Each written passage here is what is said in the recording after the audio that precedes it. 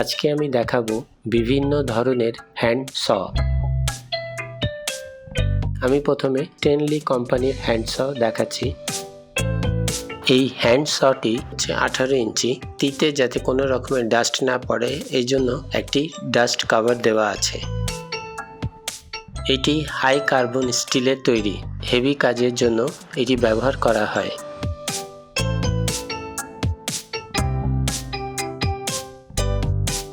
এটিকে হ্যাকস বা হ্যান্ড স বলা হয়। এটি দিয়ে আপনারা মেটাল পিসিবি বোর্ড, পিভিসি এবং প্লাস্টিক কাটতে পারবেন।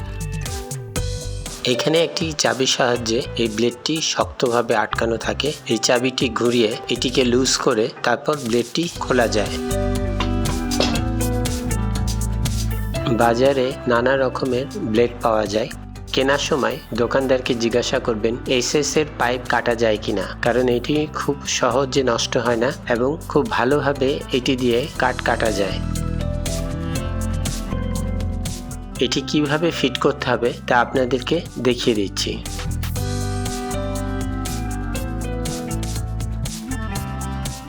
এই চাবিটি ভালো করে টাইট করে নিতে হবে যাতে করে ব্লেডটি টান অবস্থায় থাকে, তাহলে খুব সহজেই কোনো কিছু কাটতে পারবেন। এই হ্যান্ড স ইউজ করার সময় খেয়াল করবেন একটি আঙ্গুল অবশ্যই সাপোর্ট দিয়ে শক্তভাবে সোজাসুজিভাবে হ্যান্ড সটি দিয়ে কাটতে হবে। এটি হচ্ছে জুনিয়র হ্যান্ড স। এটি দিয়েও metal, wood, PCB board, PVC এবং প্লাস্টিক খুব সহজেই কেটে ফেলতে পারবেন। এটি সাইজে ছোট হওয়ায় খুব সহজেই এটি দিয়ে কাজ করা যায়। এই জুনিয়র হ্যাকস ব্লেডের দুই মাথায় দুইটি লোহার দণ্ড দেওয়া আছে। এই দুটি লোহার দণ্ডের মাধ্যমে ফ্রেমটিকে সামনের দিকে বাঁকা করে আটকাতে হবে।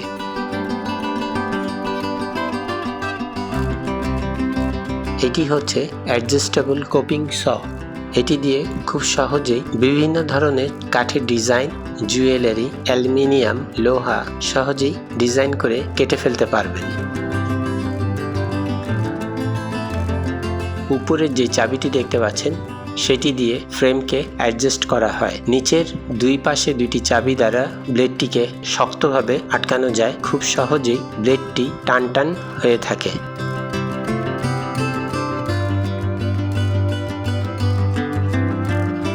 এই কোপিং স কেনার সময় অনেকগুলি ব্লেড একসাথে আপনারা পাবেন। 100 থেকে 120টা ব্লেড এটার সাথে থাকে।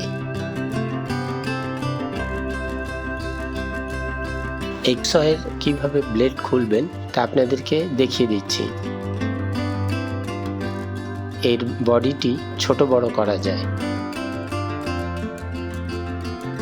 যে বডিটা দেখতে পাচ্ছেন এটি হচ্ছে জিঙ্ক অ্যালয় দিয়ে তৈরি এবং এর যে হাতলটি দেখতে পাচ্ছেন এটি হচ্ছে কাঠের তৈরি। ব্লেডটিকে টান রাখার জন্য অ্যাডজাস্টেবল কি লাগানো আছে, যার মাধ্যমে ব্লেডটিকে শক্তভাবে আটকানো যায়। এই ব্লেডটি বডির সাথে কিভাবে আটকাবেন তা আপনাদেরকে দেখিয়ে দিচ্ছি।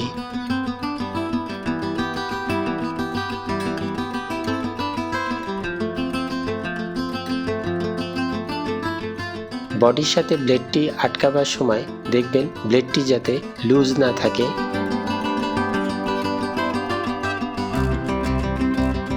বডিকে অ্যাডজাস্ট করতে হবে ব্লেডটি সোজা এবং টান থাকে, তাহলে আপনারা খুব সহজেই যে কোনো জিনিস কাটতে পারবেন।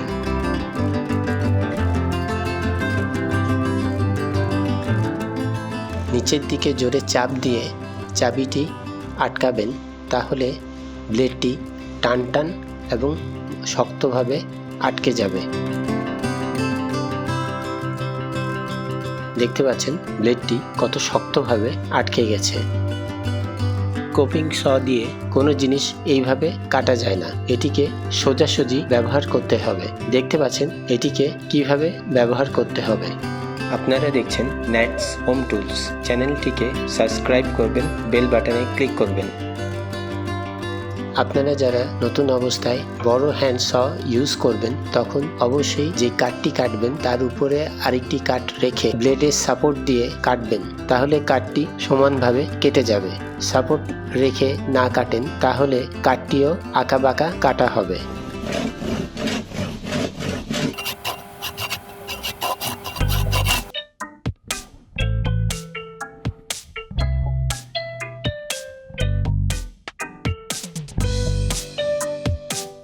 দেখতে পাচ্ছেন এই স দিয়ে কাটার পরে কাঠটি কত বেশি ফাঁকা হয়ে গেছে। এই স দিয়ে বড় বড় কাঠের টুকরা এবং গাছের গুঁড়ি খুব ইজিলি কাটা যায়।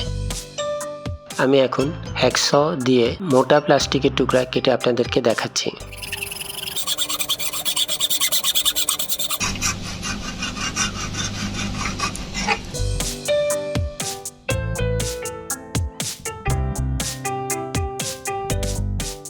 দেখতে পাচ্ছেন কত ইজি ভাবে প্লাস্টিকের টুকরাটি কেটে গেছে।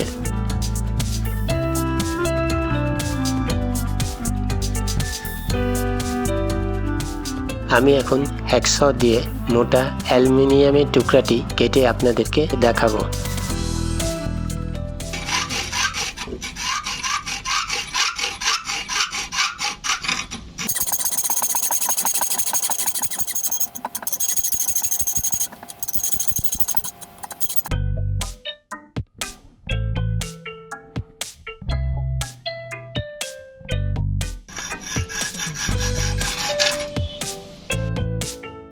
দেখতে পাচ্ছেন অ্যালুমিনিয়ামের টুকরাটি কত সহজেই কেটে গেছে।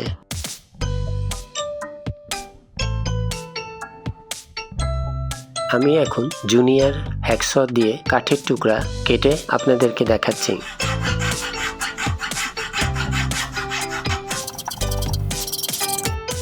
কত সহজেই কাঠের টুকরাটি কেটে গেছে। কিভাবে কোপিং স দিয়ে কাঠ ডিজাইন করে কাটবেন তা আপনাদেরকে দেখিয়ে দিচ্ছি।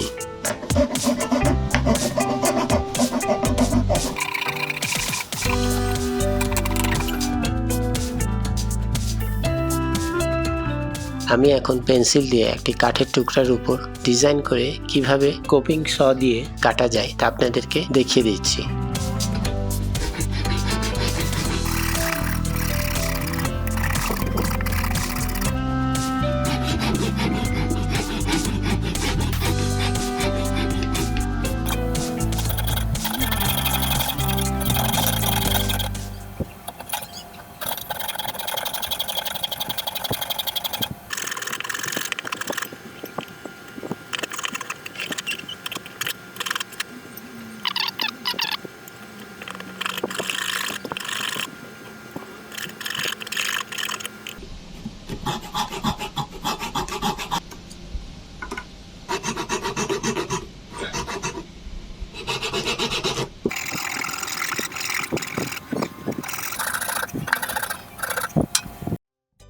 দেখতে পাচ্ছেন কাঠে যে পাহাড়টি আমি এঁকেছিলাম সেইটি কত সহজেই তৈরি করা সম্ভব হয়েছে।